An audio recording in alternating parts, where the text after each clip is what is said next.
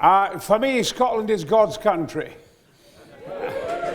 And I am an honorary Wallace. Yes, because I did all that work on the Bruce, and they made me an honorary Wallace. But I've climbed all over Scotland, Ben Macdouey, the whole thing, Glencoe, Big Top, and I've been, of course, president of the national parks and was instrumental in setting up the 4 parks in Scotland. So Scotland's very dear, the most gorgeous, most beautiful. It is the finest place in Britain.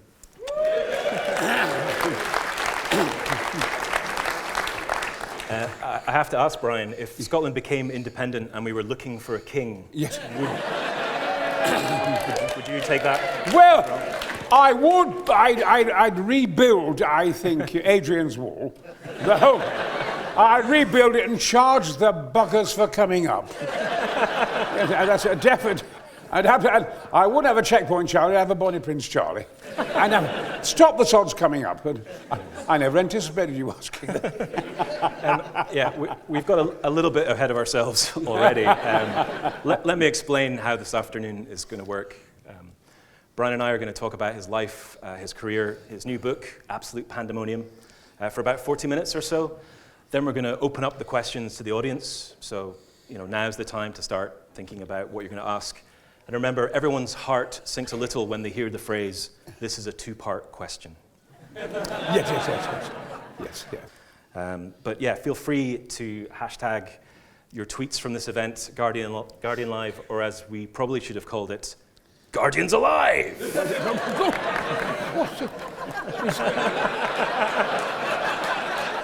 I haven't come here to be upstaged. Ambition comes out of his nostrils. No, that's very good, actually. I don't think there's any risk. I shall be saying that, of course, several times before the evening's out. I have to say, ladies and gentlemen, just before he delightfully questions me and he can ask me anything he likes, that I've just come from London, switching on the lights there and things like that. But Flash Gordon has become a great cult movie throughout the world. And last night, I was at BAFTA, and they had red carpets across Piccadilly and so forth, the Queen and everything. It's her favourite film. We watch Flash Gordon all the time. Would you mind saying to the children, Gordon's alive? Gordon's alive! Thank you so much. So, she was there, and we had a premiere last night, and a very good print like you'll have here, and about 7 or 8 of the cast were there, which is wonderful. I mean, The Merciless, the whole thing. And it was an amazing kind of success. So this was at BAFTA, the big cinema BAFTA to celebrate. And so it's marvellous to be part of this celebration too, which is wonderful. I much prefer being here. You may now ask questions, but not about my sexual prowess.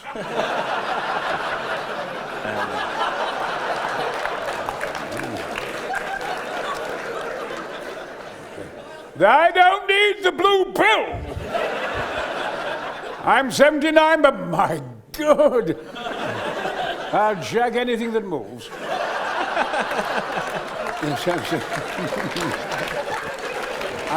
You may ask a question. This is not going the way we went to. Your book... this is not your first book. You've written 4 books before, yes. And this one does feel very different. It does feel very much like a conversation, like almost you're in the room with yourself. We should also warn people there are pictures of you as a young man without a beard, and I think for a lot of people that might be quite shocking. Have you always thought of yourself as a bearded man? Well, I was talking to the Royal Geographical Society about 4 days ago, and and I said, I absolutely love my face. You've missed. I've just been talking about my sexual. I can't repeat it. You've bloody missed out, love it. It was short but sweet. No. What was the question again? No. I look in the mirror and I honestly think, I love my face. I love me. And I've always loved me. I wake up in the morning thinking, the first thing I want to do is look at me in the mirror. And it makes me wonderfully happy. I think it was Oscar Wilde who said, to love oneself is to have a lifelong romance. And I do. You're lovely, Brian. I use that as a technique when I play Captain Hook. I do love you, Captain Hook. And it doesn't half irritate the audience.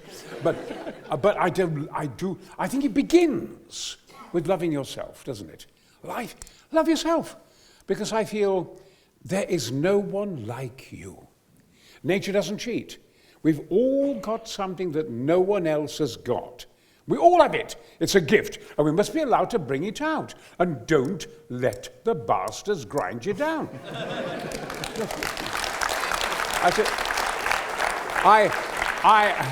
Now, Macmillan approached me about this. I hadn't written for about 25, 30 years. I'd written 6 books. One was my childhood, The Dynamite Kid, and one about my first visit to Mount Everest. When I first went there, we made a film called Galahad of Everest, when I wore clothes like this. I wore the clothes at Mallory. Mallory, I think the greatest expedition ever mounted on God's earth was in 1924. And Mallory and Irving were last seen in Norfolk jackets and puttees, 300 feet from the summit of Everest, 30 years before it was climbed. The mist came down, and they were never seen again. I wanted to make a film about them. And so I just dropped that in for the moment, not to find his body, but to pay tribute to these great climbers and their great ideals to a certain extent that we've lost today. Not you, but people in general. We've lost it a bit. And to pay tribute to these great, great climbers. But I'd written my childhood book, and it did very well, and the Everest book did well because it was on television, the film of me climbing up Everest in the Norfolk jackets and puttees at 54 years of age. I'm sick of it! This bloody thing about age. I mean, 40 is incredibly young, and I think that middle age is between 45 and 65. But it's not how old you are, it's how you are old. And I will not be restricted. I mean, I'm going on all kinds of adventures. I'll end up by telling you about that right at the end. And I'll be 79, 80, and I do 10 miles a day, and I bench press 350 pounds easily. There's no end to my talents. And, of course, am modest. Now, I wrote these books, as I say, Nothing's Impossible, which is lovely, about some little adventures that anybody else could do. The Lost World, in which I went to. I was haunted by the lost world of Sir Arthur Conan Doyle. Professor Challenger, seeing the dinosaurs. I used to scare everybody to death in Yorkshire when I was a little kid, saying I had dinosaurs in my back garden. Lovely. With tunnels going all the way from Goldthorpe in Yorkshire down to Venezuela. God, I was full of bullshit. But I've always wanted, and we had the Lost World on the radio, the wooden radios, but they were great times. We had steam trains, and we had the Mallard. With this Bugatti front, I saw the Mallard in Doncaster, and I fainted when I said, the Mallard and the Flying Scotsman. And you had here in Scotland a giant train called Cock of the North, as befitted Scotland. And that sounds bad. No, as befitted Scotland. And the Red Dragon of Wales. I mean, these were trains. They weren't electric buses. They're not bloody trains, are they? Anyway, they were great days. I was a son of a Yorkshire coal miner. My dad did coal hewing, 17 tons a day. Our enamel bath had no enamel, and there were no pit baths and all that. To see my dad come home from the coal mines covered in coal dust, 17 tons. They talk such crap about mining. these days. You know, they never do it properly on television. I was in Goldthorpe. I was born in Mexborough. Goldthorpe, Doncaster, Barnsley, Romarsh, Rotherham, all those areas full of coal miners. Down below were tunnels and thousands and thousands and thousands of men, between 1,000 and 2,000 deep. Coal hewers like my dad. 17 tons a day moved onto conveyor belts. He was naked most of the time. The sheer power of the guy, my dad. He was down there. There were shot firers and main gate rippers. And they were down there, below us, throbbing the earth. I mean, amazing stories my father would tell me. And all the coal miners, they're in Doncaster, around Doncaster and Barnsley, and Goldthorpe where we lived, I mean, they all could spout Shakespeare. All the coal miners, they put on amateur shows, they put on documentaries, they put on operas and musicals. They won everything. They challenged the professional world. Their knowledge. My father knew the whole of Hamlet and the whole of Cassius in Julius Caesar. Astonishing. And my dad, on the weekends, was guest opening fast bowler for Yorkshire. And, you know, I imagine that after shifting 17 tons a day, and they're all on the bowling greens, and then my dad taught Fred Truman, probably England's greatest fast bowler ever, really, I think, Truman, how to bowl his cutters. And my father taught him to bowl against the seam. He said, bowl against the seam, Fred. It'll lift it up into the Australians' faces. You can always say sorry afterwards. Sorry!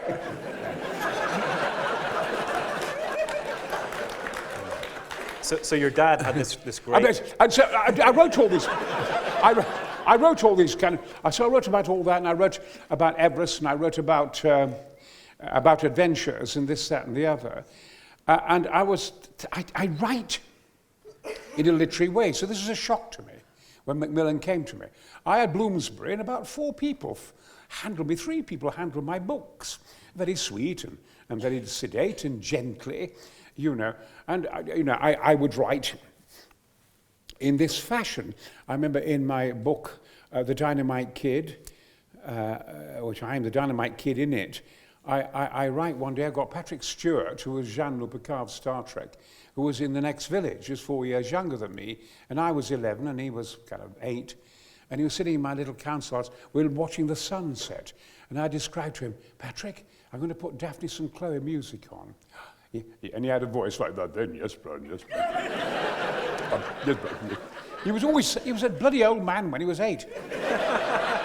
Smoking a bloody pipe when he was 12. I said, get the pipe out here, gob, and date some bird. Anyway, he was in my room, and I put on Daphne Sinclair, my little bush radio, little wooden radio, and this lovely music started. And I said, I'm going now, look at the sun setting, Patrick. I'm now a big, black Yorkshire condor. I'm going to sail right across the River Nid, right through the valleys, Bolton Abbey, up to Ilkley, on past Wetherby, Knaresborough, on and on, there to the centre of the earth, there, Wuthering Heights, Top Withens. And listen, you can hear Emily Bronte as I arrive there, as this condor goes saying to me, no coward soul is mine. No trembler in the earth's storm-troubled sphere. I see heaven's glory shine, and faith shines equal, arming me from fear. And we go on, and we go towards the eastern seaboard, down toward the west, westward ho, past Bristol, across the Bristol Channel, flying, and then I come gradually down the seaboard, and there's New York, and there's America, and I pass over it, the Algonquin tribes, heading south towards Chimborazo and Cotopaxi took me by the hand, and I approached the great volcanoes of Ecuador, move further in darkest South American night, and then I arrive in Brazil. Oh, dawn of delight, green mansions of delight. And I descend, and I can hear the honk of greedy anaconda. I can see the jaguar and the marquet and the jaguarundi. And I get further, and then I disturb millions with my wings, millions of blue morpho butterflies, iridescent in the air, all in the jungle, iridescent blue, sending flashes of lightning all over the place. And then gradually, oh dawn of delight, I rest and sleep in the green mansions.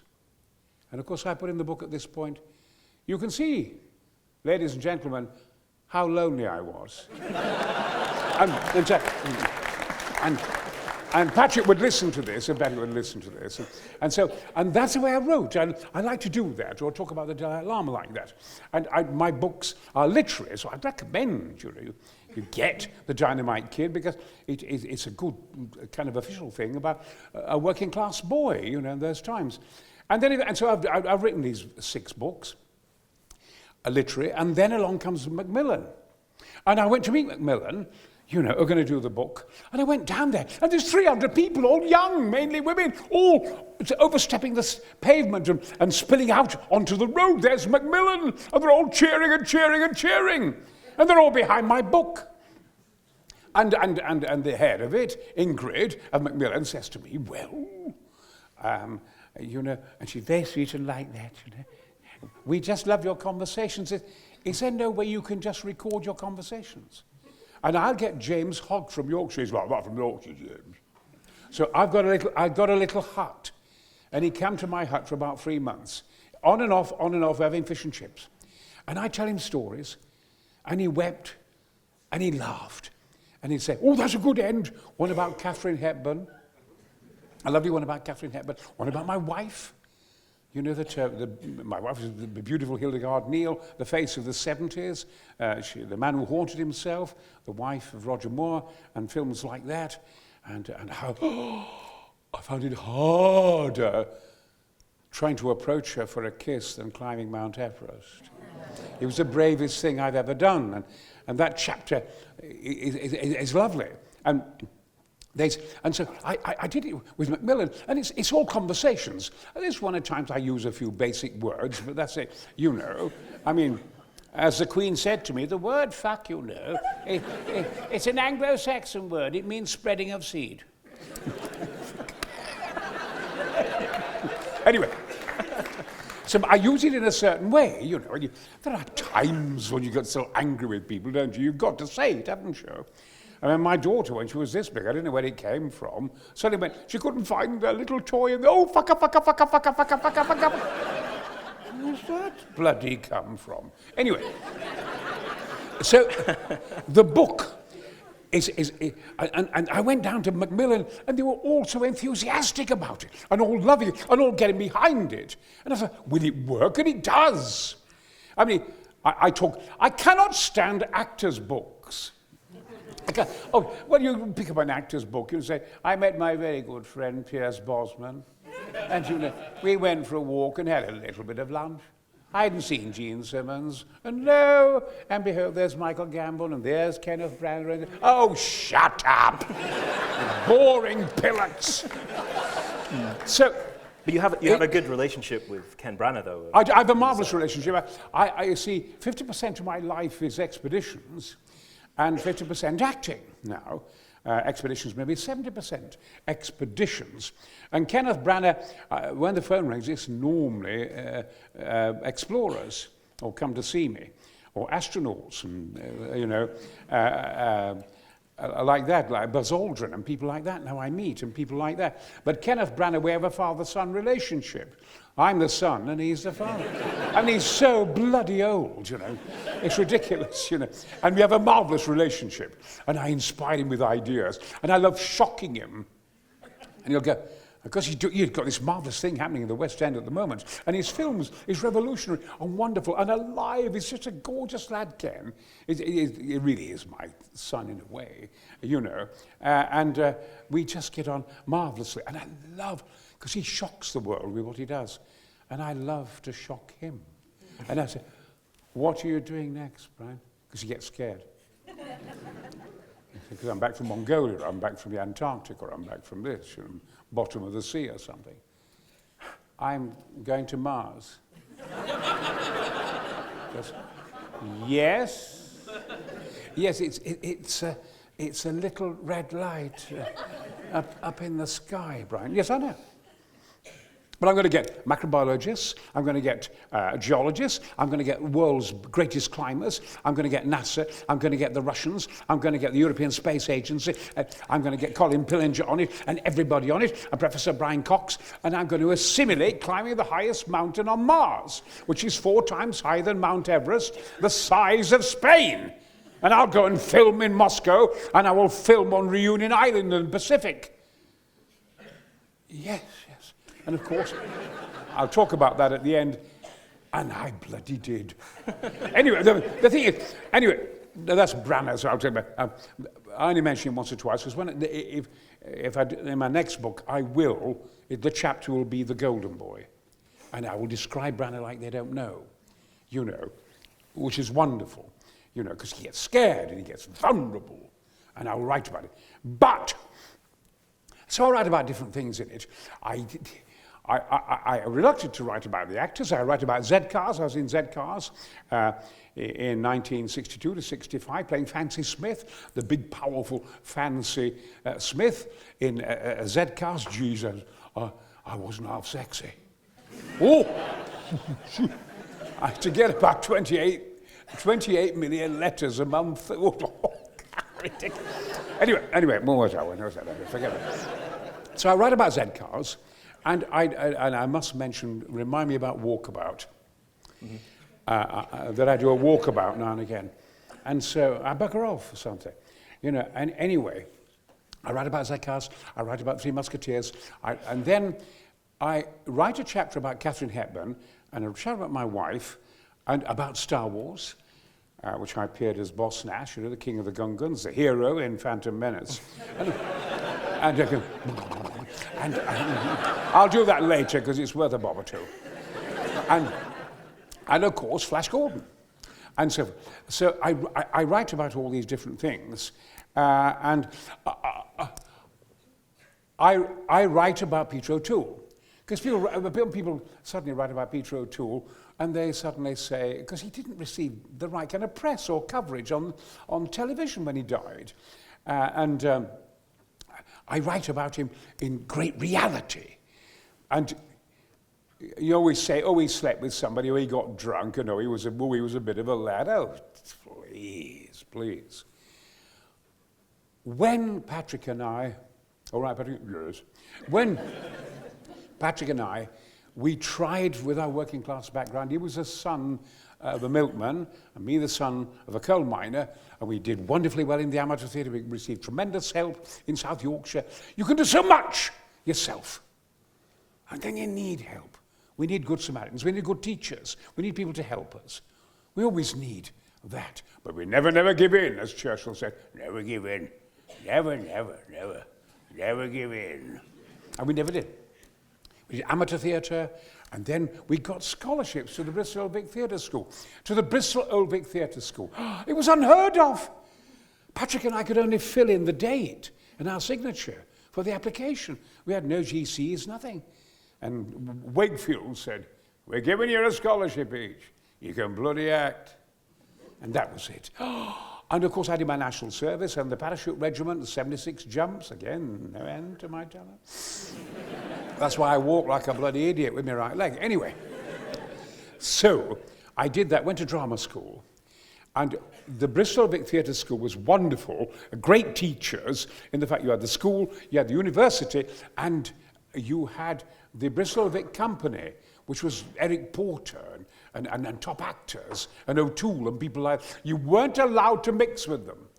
They didn't want to spoil it, they want to keep us pristine.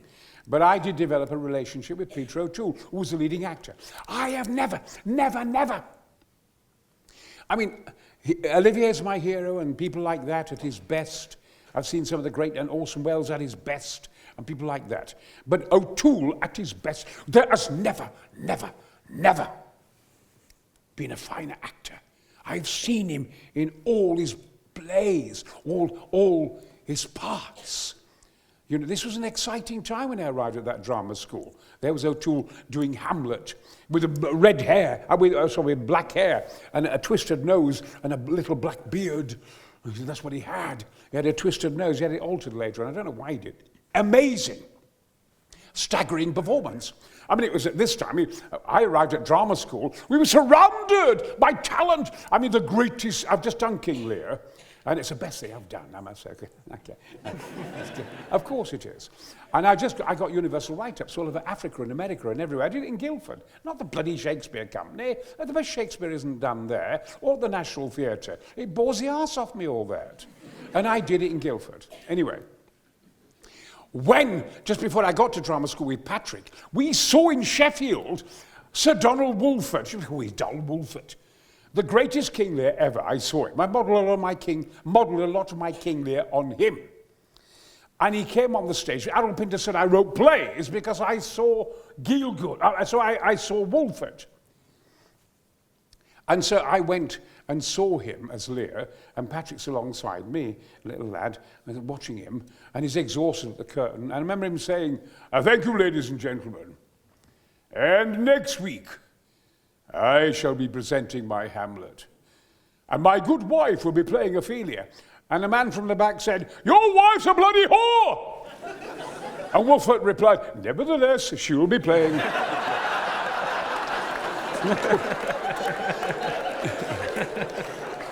You couldn't face Wolfie. By the way, while I'm still on it, I have always treated some of the great actors dreadfully. Sir John Gielgud, to a lot of youngsters won't know, Gielgud was the great Hamlet, the man who lovely voice. Lovely voice, Sir John. And the National Theatre. I only went there once, and that was enough. I was playing Gorky instead of Revolution, and he was in Volpone. He had to pass me in the corridor every day. And I used to grab his ass. Oh, no! Don't leave me in the really, no, stop it, Greg, give me your ass, I love you. Have some respect, I'm a great actor, my ass. Anyway. Brian, I was going to ask. No. Anyway, it said, and afterwards, I'll stop there. Peter Hall did say, was in charge of the National Theatre, Brian, would you mind going easy on Sir John? He's terrified of you. He says you bruised his buttocks. And so I did stop. Anyway, I've always... But I came to drama school, always a bit of a rebel, and we did a play, our first little play at drama school. I was playing the Russian Admiral. It's in the book. And in A House of Regrets. And O'Toole was in the audience. And he had just been the most amazing Hamlet. He'd been the most amazing Othello. He had been the most amazing King Lear. He had voices within voices. Amazing. Comic. I've never seen a man move. He was treble jointed. He could do all kinds of things with his body. And he suddenly came back. And I said, we weren't supposed to talk to him. Hello. Brian, isn't it? Yes. I'm Peter. You can call me Pete. I'm Peter O'Toole. Yes. You work from strength, don't you? I work from fragility. And tonight you worked from fragility. And you were marvelous. National Service? Yes, Parachute Regiment. Bastards, weren't they, the paras? Horrible to the Irish? I said, oh, not me. I said, what were you then? He said, Navy. I was Navy. Is that a problem? No, it's fucking... We're almost at kind of... From being sweet, we're almost at daggers drawn. And that was the beginning of this marvellous friendship. And as I say, one day, we went running from Lee Woods at 3 o'clock in the morning, across the suspension bridge in Bristol, and over to Clifton. And there were Professor Josephs and Professor Murray, the two great Doyens professors. And they'd been to see Sir John Gielgud in The Ages of Man in Bath. And they were weeping. Oh, he was wonderful. Oh, he was wonderful. You two boys have got to go and see him. You, Peter and Brian, you've got to go and see him. Oh, amazing. A phenomenal grasp of the verse. They're crying their eyes. You must go and see him, please. Please go and see him. And they're weeping and walked off. And O'Toole looked at me and said, it's amazing. He said, they're so enamored with Sir John Gielgud, they fail to realise that you and I are both bollock naked.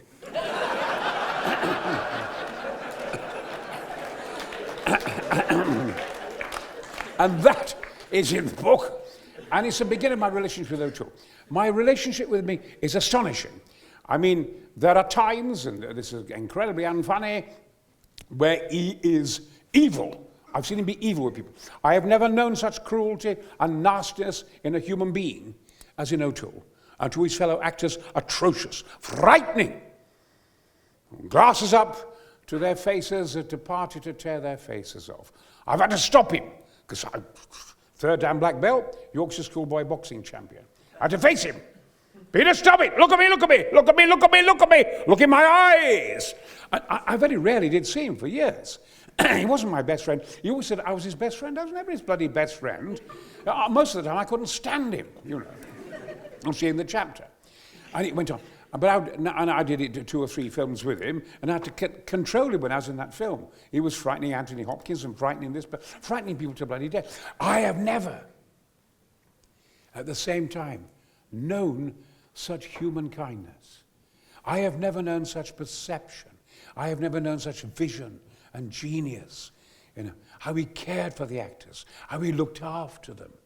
He just couldn't drink.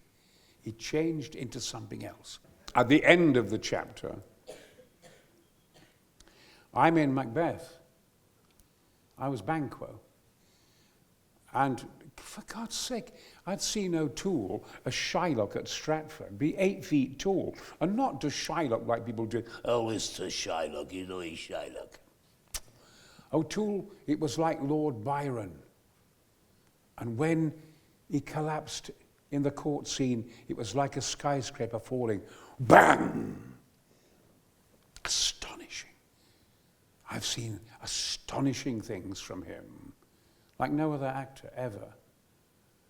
And in Macbeth, he was murdered by the critics. He got Macdeath in all the newspapers. He was on the stock market in America, Macdeath.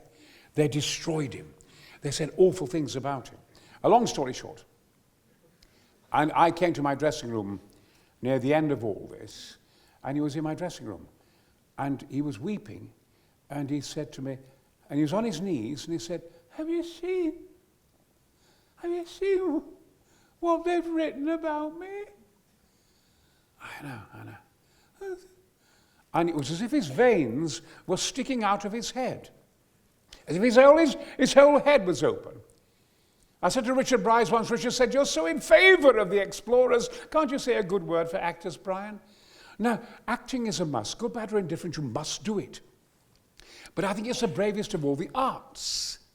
Because, you know, your face is criticised, your eyes, your nose, your voice, your brain, your imagination, your vision, your heart, your soul, and 90% of the time you're shot down. You've got to have the courage to put one foot in front of the other. I never seen a human being so destroyed. His soul, his brain was hanging out of his head. I thought, you're dying. Come here, Peter. I took him in my arms, held him there, and hugged him, backwards and forwards, and rocked him, and I just did little lullabies. You'll be dead soon, Peter. I said, I'm going to go and tell the audience to go home. And of course, you have to read the chapter to see the final bit. But I held him. I said to my father that I have never seen courage like that. I've seen people dying in Malaysia in the jungles. I've seen all kinds of things in my life on mountains and people dying and bravery. I've never seen bravery like that in my life. It was astonishing. And I just, before you ask me a question, Miss Sugar, because you've been talking my bloody head off, I'd just like to say that I talk about my wife in the book. I talk about Katharine Hepburn, to all you youngsters, is 4 times Oscar winner. When she died, Broadway turned its lights off. Broadway and all the restaurants turned all their lights off for a whole evening. It's never happened before. Hepburn is probably the greatest actress who's ever lived, possibly. And she was in a film called Trojan Women, an art film by Kakianis, who directed Zorba the Greek. And I was the lead in the film. Vanessa Redgrave, Genevieve Bouchon, Irene Papas, and Katharine Hepburn. Oh, I was terrified. I just, I never forget. I had a reading with Kakianis, and he had turned, and Sean Connery, Laurence Olivier, Robert Shaw, the list, Charlton Heston, James Mason, everybody turned it down. He'd got his 4 women. He was going to make this wonderful art film by Euripides, Kakianis, the great Kakianis. And he wanted Talthybius. And now Talthybius is really basically me. And anyway, I wanted all these stars, and he was now going to get in his taxi and go home. It'd been dreadful to the casting woman, Maud Spector. I can't get anybody. I will cast Talthybius in Europe with an Italian or somebody else. Is there anybody else? Well, there's a guy, he's just finished a series called Zed Cars. He's just round the corner. He's in the gymnasium. He's, you don't know, what's his name? Blessed. It's a very good name, a strange name, but I don't know. I've never heard of him. I said, well, he's a good actor, but he's never done any films. I can get him. Oh, wait, I'm going to leave. He fetched me. She fetched me. I was put in front of Kakianis. Listen to me. I have just had enough of British actors. These are ancient Greeks. They must speak in a certain way, with simplicity. If you do, you're going to read 4 lines, that's all, 3 lines. 3 lines. And if you say them like Nigel Davenport, I will throw that fucking desk at you. So I said, how did you do it? He said, well, the lines are, you go with Odysseus. You're talking to Hecuba, Katharine Hepburn. You go with Odysseus. His wife's a good wise woman, so they say. And Nigel had gone, you go with Odysseus. His wife's a good wise woman, so they say. If you don't do that, you fucking do that. But I remembered the ancient Greeks, who were bold in the fact that a mountain was big, a mountain was small, red or white or black. I remember that.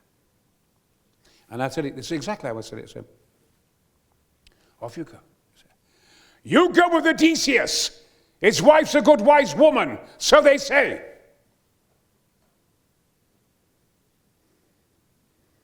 Say it again. You go with Odysseus. His wife's a good wise woman, so they say.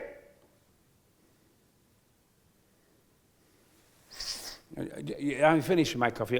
Just have a coffee, because I'm taking a taxi. I'm going to the airport. And this is Joseph Chaptel just coming. Hello, Michael, your taxi is outside. Who is this? He said his name is Brian Blessed. He's playing Talthybius. Ah, yes! Anyway. Brian. Right. Anyway, I got to know, a long story short, you've got to read it. I developed this relationship with Hepburn. And we almost got married. She was 30 years my senior, and we became that guy. Tracy had died, and I was kind of rather a bit like Tracy to her, physically. And we got on wonderfully, collecting fossils together, all these kind of things. An interviewer came over and was murdered by her. She proved to him, she said, I can't stand journalists. And she was so lovely and nice. And she destroyed him. She proved that God didn't exist to him. That man is a machine, things like that, Schopenhauer, Nietzsche, and all that. She destroyed this poor man. He was in tears, almost. And she, the terrible, the way you describe God. God doesn't exist, and man invented him in his own image. And she went on, destroyed him. At the end of the film, when I'd finished the film, she took me to a little airport nearby in a car. She drove me there, and I got out of the car. And she held me in her arms and kissed me several times on the cheek and mouth and said, God be with you, God take care of you, God always be in your heart. I thought, God, you kept that hidden. She kept it hidden. It's in the whole chapter. When I came to that, James, who was listening to it, said, oh, that's the bloody place to end it. And so, but... Brian, I've got a million questions for you, yeah. but... we're going to let some of these people ask you some questions. So if you do have a question for Brian, if you could put your hand in the air, we'll send a roving mic to you. Hi, Brian. Hello. I don't know if you're familiar with, there's a chap that does these fantastically surreal paintings of public figures on Facebook called Jim will Paint It. Yes. Anyway, one of my favourites is a painting of you punching a polar bear. Yeah. And I was just wondering whether there was any truth in the rumour that actually happened. True or false? Well, the thing with me is that all my stories sound absolutely ridiculous, don't they? We were going to the magnetic North Pole. By the way, your hair stands on end. That's another thing that I was close to it because there's the pole. There's the North Pole. Magnetic North Pole is harder, actually. And there's a kind of magnet that goes through the Earth down to the South Pole. The South Pole's in the ocean. But the North Magnetic Pole is there deep in the ice. And when you get close to it, my hair was standing on end with the electricity. And my eye sacs and all that, all kind of zzz, zzz, a great zizzing. I have to say, at this particular point, a typhoon Russian submarine broke through the ice. It's only 5 feet deep there, but global warming is taking an adverse effect. And up came the typhoon submarine, like in Red October, the film. And out got the Admiral and all that and his guys, and he saw me and went, "Oh, it's him. Could you say Gordon's alive?" So I did Gordon's Alive, that actually I'll be doing it again in a minute. And I got on board and I sang the Volga Boatman, you know, "Yo, heave ho," amazing. But we're in a tent that night, and there were several polar bears around. There's a great big buck of this one. He kept following us, and they had guns, 3 or 4, and they, you know, people, I don't know, they like to use guns, don't they? It's seductive. And I thought, I won't have any of you bastards shooting a bloody polar bear. This is their country. Anyway, one night, this bloody polar bear came along, and he just ripped with its paw, and his whole head came through. And of course, there it was. His face was right in front of me. I went, "Ah!" Bang! Straight on his fucking nose. And he went, and ran off. They will.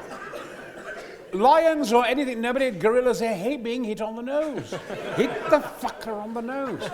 And he ran off and he never came back. So I saved his life. Absolutely true. Another question.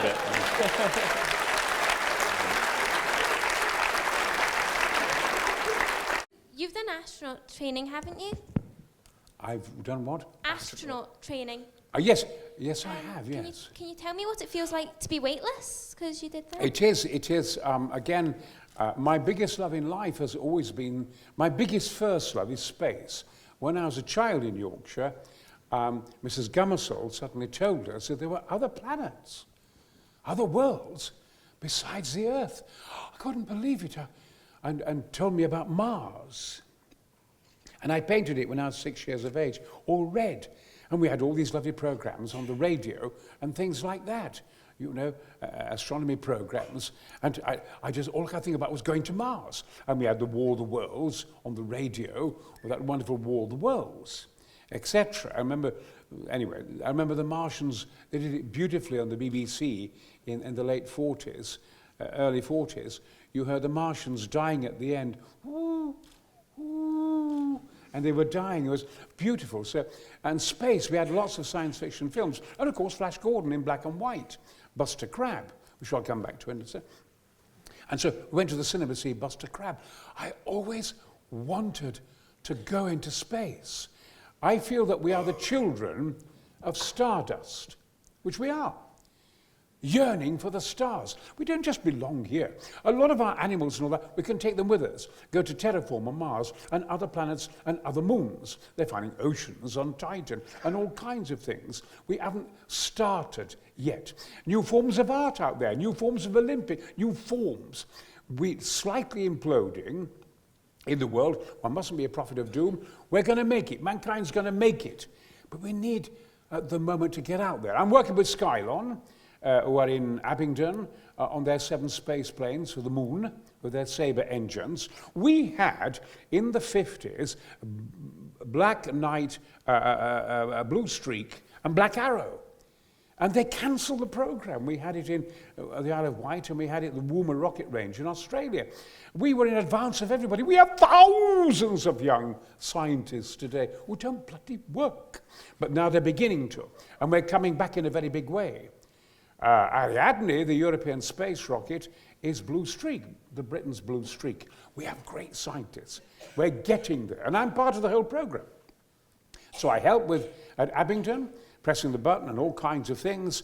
And I think, why I'm useful. So I address the Interplanetary Society, I address NASA, I address the Russians and the European Space Agency, with Buzz Aldrin alongside me and Professor Brian Cox alongside me on the Infinite Monkey Cage, you've heard, with Dr. Wong, and all of them are on it.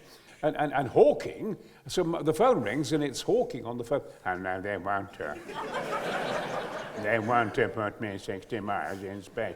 What do you think? I said, well, you're going to fucking die anyway. So, you might as well go up there and die up there. He went, ha, ha, ha.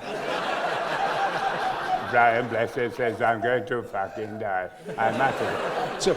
So the phone rings with people like that. So I address NASA and people like that, Golombek and Zubrin and all of them. And I'm saying, why are we not, since the age of 6, I go to Leicester and I see young kids at the Space Centre and they all want to go to Mars. Why are we not there? Why are we not going out? Why are you sitting on your asses? And they love that, you see. And they say, well, Brian, we are still having trouble with gamma rays and cosmic rays. Make friends with them! Make friends with them! Anyway, and so I have done, of course, what Brian Cox loves, and Zubrin hasn't done, and everybody else in Golombek. Therefore, I have assimilated going to Mars. And I've used the best microbiologists and the best geologists and the best scientists. I have completed 600 hours in Moscow in the centrifuge and in the Hydra and MiG-29s and MiG-25s to 12 Gs, all kinds of things I've done, and so I've been tested, the most intricate and some terrifying examinations at times, and weightlessness and so forth, which of course, I mean, is terribly hard to go to the toilet, isn't it? You know, particularly the food they give you, and then if you have 15 fat Russian women with big tits around you saying, shit, Mr. Blessed. Oh, go away, go away. I can't bear toilets and shit and all that, but it's all part of space. But all that's training, I've done that, and I've been to Reunion Island, and I've worn Martian prototype suits, and so forth, and been tested, and they have now made these £27 million suits. And we're wearing, Catherine Destivella, myself, and other astronauts and climbers, we've been wearing them on Reunion Island on Terra, the great volcano Terra, which is like Olympus Mons. And I've had NASA there, and this is where my simplicity and my love of the subject matter, suddenly I say, well, we've climbed that bit, we've climbed, well, Brian, you're doing fine.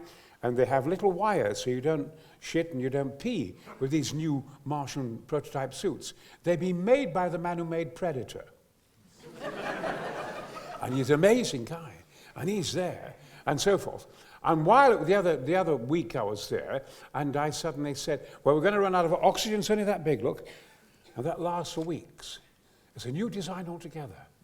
And I said, well, in a short time, we'll be running out of oxygen, and so forth, on this volcano. And where's the oxygen? Well, it's so many degrees over there. Use your compass, Brian. I said, I can't use a compass. You're a mountaineer, and you can't use a compass. I said, no, there's no magnetic field on Mars. And the head of NASA said, God damn it! We got all these goddamn fucking scientists, and Brian tells us there's fucking no magnetic field. So, therefore, they love me for all that, I mean, to listen to Golombek, the greatest brain on planet Earth. Mars is wonderful. It's like listening to Kermit. Mars is wonderful. There's history on its surface all the time. It's lovely. It's lovely. And that's the head of NASA. But anyway, I have now completed 800 hours. I've done the complete cosmic training. I am now at 79 years of age, a fully trained cosmonaut, and I'm going to the International Space Station next August.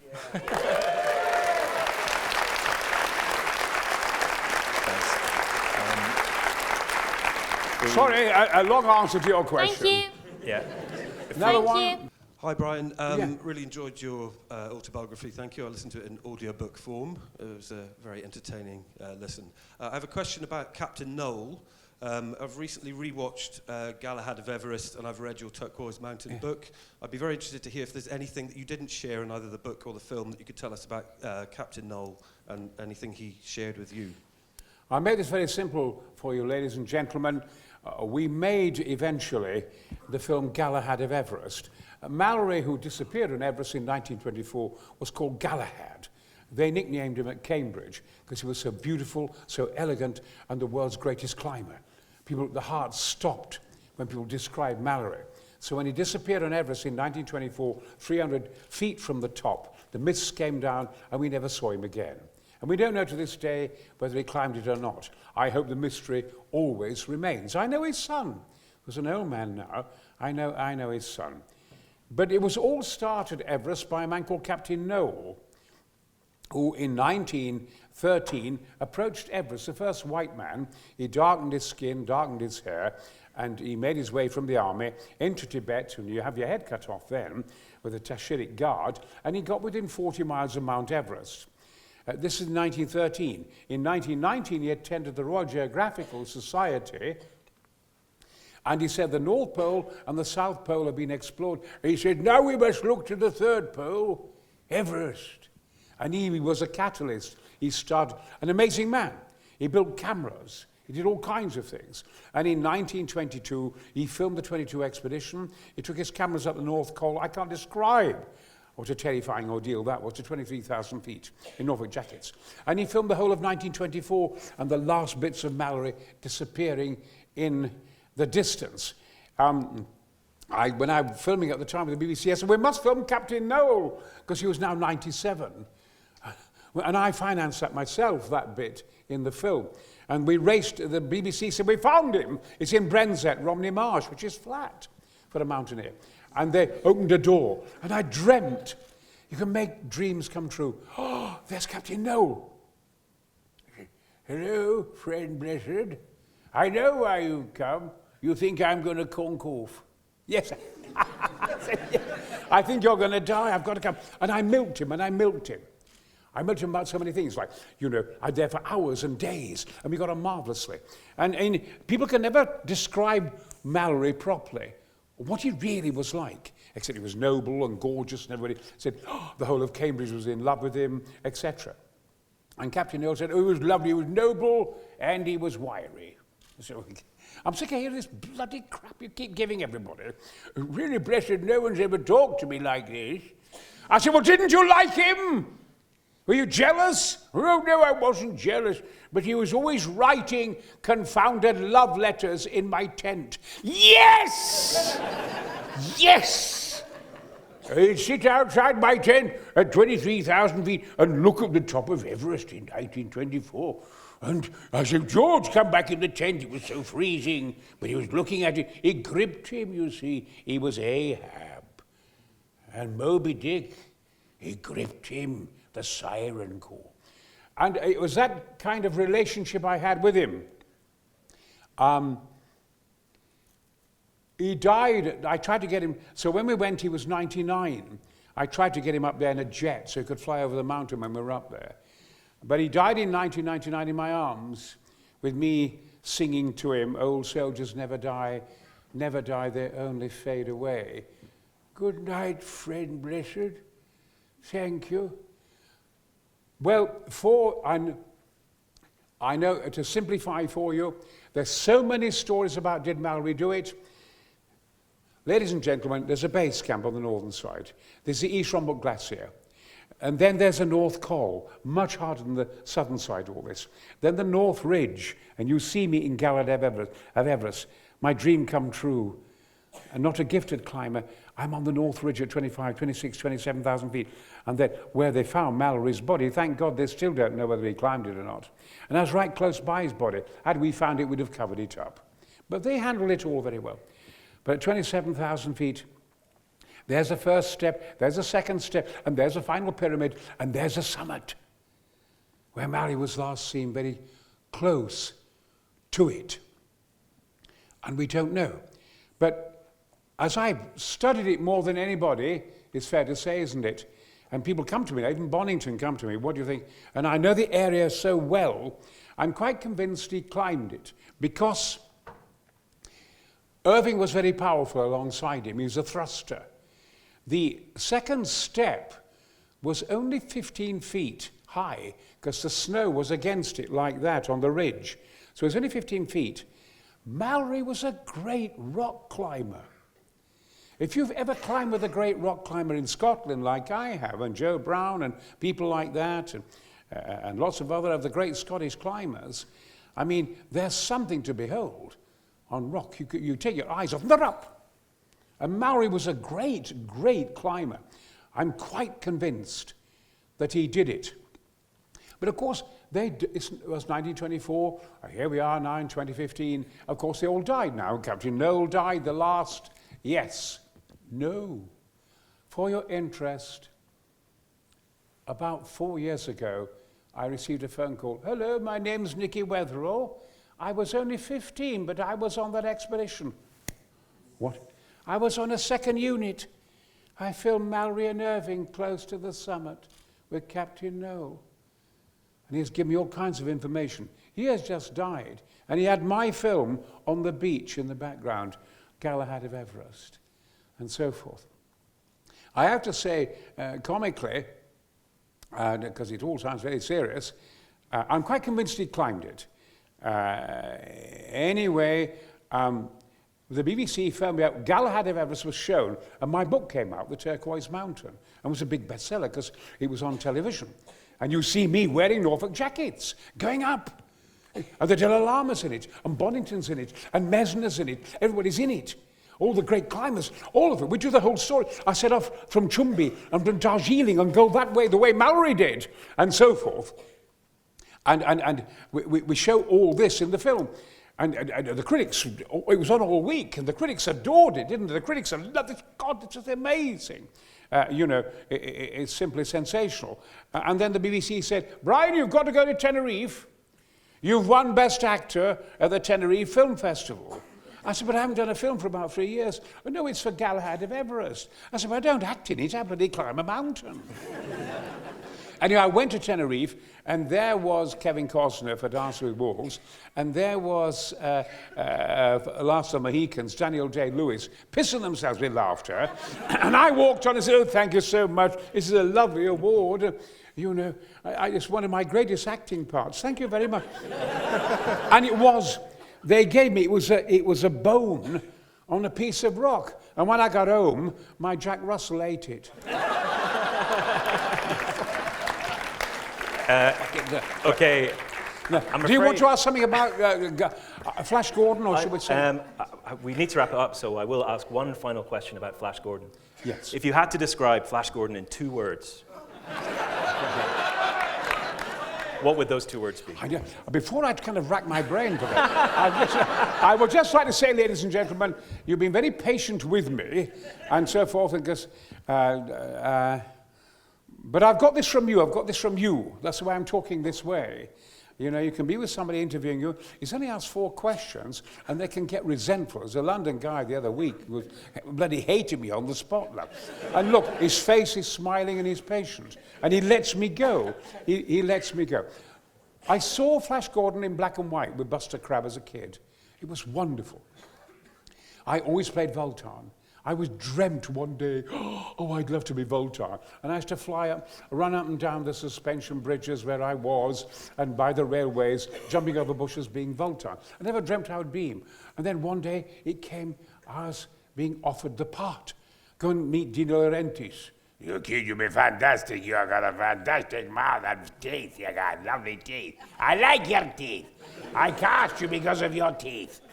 This is great. Anyway, I did that, and so I did the whole. So the film. What I feel about Flash Gordon is this, because I can talk about it forever. Dwarfs and everybody, and this, that, and the other in Flash Gordon, is that they must never make a repeat of it, because it is so pure. I was saying to Sam Jones last night, Sam, one of the greatest moments in the history of cinema is right at the end of the film.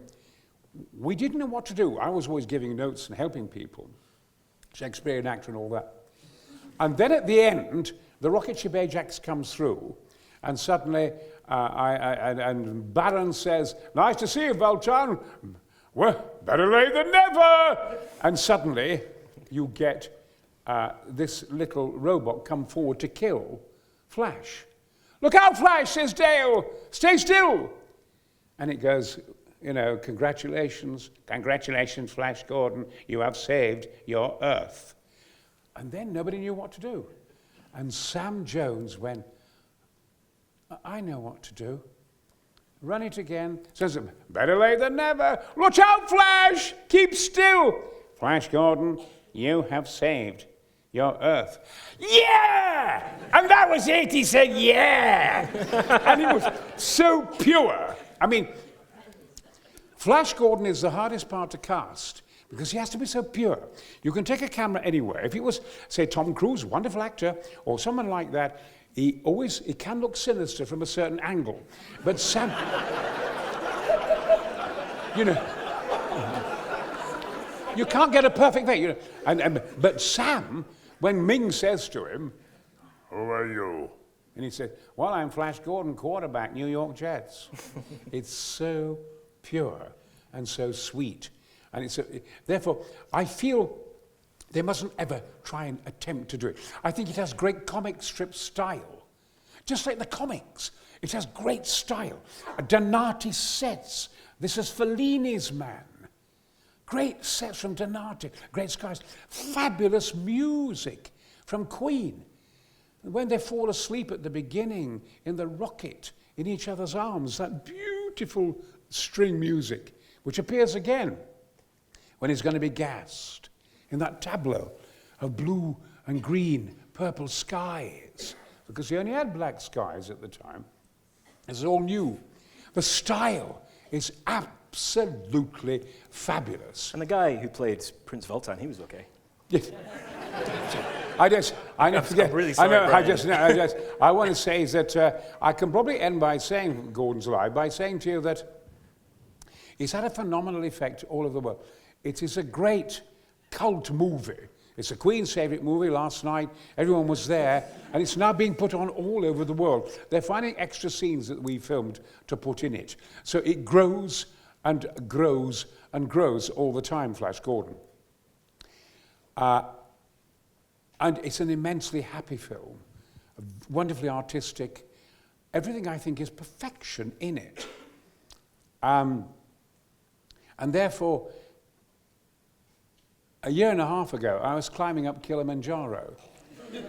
And I was halfway up by the Horombo hut towards the Arrow Glacier, and a Maasai warrior came down towards me and said, "Jumbo border." And he went, "Oh, it's him." And I said, "Say it for me, please." "Gordon's alive!"